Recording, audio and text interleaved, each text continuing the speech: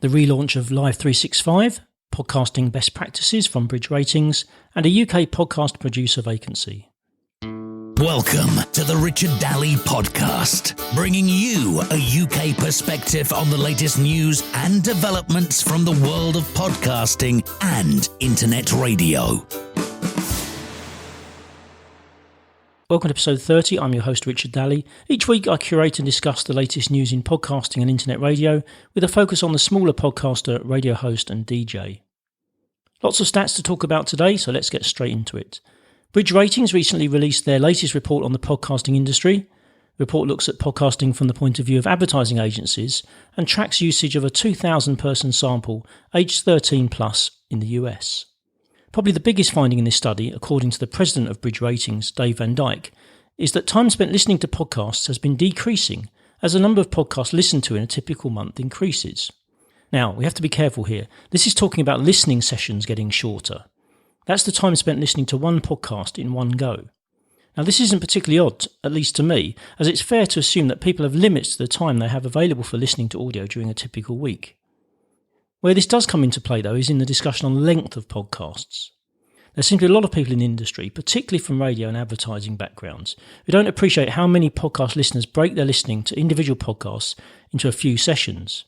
Now, I believe this means podcast length is not so important, despite what this and other studies try to say. Many listeners will happily listen to long podcasts over a few sessions, and I'm certainly one of those. In this survey, Bridge Ratings found that 56% of those surveyed listened to podcasts in multiple sessions, with the average length of time listening to an individual episode being 22 minutes at a time. This doesn't mean that episodes should be 22 minutes long. 2 years ago, the average was 45 minutes. Remember, this is not the average length of the podcast, just average time spent listening in one go to a single podcast. Bridge Ratings show that the average number of podcasts listened to in a week is now 7, compared to only 4.5 2 years ago. This increase is attributed to improved podcast search, ease of use to listen, and greater variety in the podcasts available. When asked what are the most popular methods of discovering podcasts of interest, the most popular method was social media, followed by search, word of mouth, other podcasts, streaming channels, and finally radio hosts. Now, not surprisingly, Facebook is the leading social media platform as a source of podcast discovery. Okay, as I said, this survey is aimed at ad agencies and so considers questions other surveys don't really look at. The survey found that the understanding of podcasting in media agencies is 5.1 out of 10, where 1 means no understanding and 10 is complete understanding. As a comparison, understanding of broadcast radio was 7.9 and DAB only 4.3. Only 5% of agencies said that podcasting plays a significant part in their activity, but 29% said they have no experience but have plans to use it. It seems to me then that there is a great opportunity for podcasters to reach out to media agencies and work with them to get them involved in this format. The final thoughts section of the report contains some interesting statements that I would want to explore further given the opportunity. Now, some of course are the ones we always hear, like podcasting still has an issue with discovery, and that universal measurement metrics are still needed that offer ad buyers and clients confirmation of consumption and advertising response. 75% of podcasters are concerned with generating new listeners and app presence, 70% are unhappy with the monetization options, and 58% are dissatisfied with their social media presence. Statements from podcast listeners on barriers to faster growth included finding podcasts I'm interested in, and programs are too long or have uninteresting hosts. And what are the best practices that give this study its name? Well, Bridge Ratings lists 6 best practices that broadcasters seeking to increase their listenership should consider. So let's go through the 6. Number 1, producers of podcasts should have a clear idea of their target market. This helps producers stay focused on the topics to be covered. Number 2, be organised and know where the podcast is going. Bridge say that podcast abandonment continues to plague non-focused hosts with no clear understanding of how to capture their listeners' attention. Number 3, edit. Before posting podcasts online, producers should listen to the entire recording and edit out content that doesn't serve the vision of informative, engaging and entertaining content that listeners can't get from other media. Number 4, establish a publishing schedule. Bridge Ratings found that weekly podcasts are most popular, followed by twice per week and daily. For some reason, Tuesday was the best day to post podcasts, followed by Friday. This was based on the panel's responses. Number 5, tag podcast-related metadata to help with search. And finally, 6, increase the amount of promotion you do, both on air and through social media. There's not much to argue with in those best practices, is there? I've talked about the troubles at Live365 a few times on the podcast, but now they have formally announced that the webcasting platform is back. They've relaunched and are now accepting open sign-ups. The site closed in early 2016 with the imposition of the new CRB, that's the Copyright Royalty Board rates for music in the US, and then last summer there was a change of ownership. The new owners say they hope to build Live365 into something even larger than it was before and promise a hassle-free way to manage your listening, along with auto DJ to ensure you never have dead air, and targeted advertising. Monthly prices for broadcasting now start at $59 a month.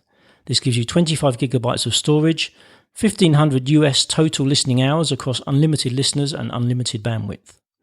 The service operates at 128 kilobit bit rate, and the price includes US music licensing with the 4 big licensing organisations and monetization through the inserted ads. If you don't want to have adverts included in your streams, then the monthly pricing options start at $79. If you are US based and are looking to build a fully licensed online radio station, then Live365 looks to be a good choice once again. Do let me know if you use Live365. I would love to know what your experience of the new site is. I think this is a first for me. I certainly don't recall seeing this kind of advert in the UK before. The Southbank Centre in London is advertising for a part-time audio podcast producer. The Southbank Centre is the UK's largest arts centre and includes the Royal Festival Hall. The role is advertised as an exciting opportunity to help increase Southbank Centre's global audience, diversify content and deepen engagement with their online audience. They are looking for an experienced audio podcaster stroke radio producer who can help to establish a unique style and quality standard for Southbank Centre's audio podcast content. The aim of the role is to work with their event production and digital teams to produce original podcast content. The role calls for working 24 hours per week at a pro rata salary of £24,000 a year full time. You will need to make sound editorial decisions and be able to work at speed to capitalise on audience momentum. Experience of podcast production and audio editing and/or a background in radio production is going to be essential. They also want someone with a knowledge of podcasting technology and good editing skills. If you're interested in the role or even just want to see what a detailed job specification for a podcast producer looks like, then I'll put a link to the advert in the show notes. Brad Hill of Rain News reports on the recently published 13th annual Techsurvey from Jacobs Media. This is a survey of radio listeners that explores media consumption of many kinds, including podcasting. The survey found that 10% of respondents listen to podcasts daily and another 11% at least weekly. It's still important to note, though, they're finding that 48% of people never listen to podcasts. One of the key findings is that 33% of millennials listen to podcasts weekly or more often. This is higher than any other age group. The development of radio's digital platforms continues. 74% of consumption of the average radio station still takes place on regular radios, but 22% of usage is now happening through computer streams, mobile apps and podcasts. The survey also asks about social media habits of radio listeners. This is obviously useful data for radio broadcasters and podcasters alike, so let's look at some of the key findings, remembering that this is a US survey. 75% are on Facebook weekly or more, making it the dominant social media platform. 25% spend time on Instagram. 48% watch YouTube videos weekly or more, while 41% connect with Netflix during a 7-day period. Snapchat at 14% continues to grow.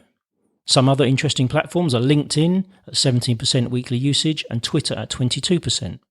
You can download the full survey results at jacobsmedia.com/techsurvey-13-results. Okay, so that's all the news from the Richard Daly podcast for this week. If you enjoyed this episode, do share it with a friend on Apple Podcasts. If you visit my website at richarddaly.com, you'll find all of my social media links, as well as the various ways you can subscribe to this show.